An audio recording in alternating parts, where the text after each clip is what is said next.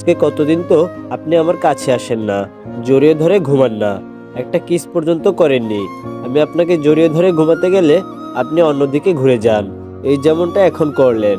আমি নাক টেনে টেনে কথাগুলো বললাম ওনাকে। উনি বলল, কি করেছি? আমি বললাম, আমি রুমে থাকা সত্ত্বেও আপনি নীলুকে ডেকে চায়ের কথা বললেন, সেটা না হয় বাদই দিলাম।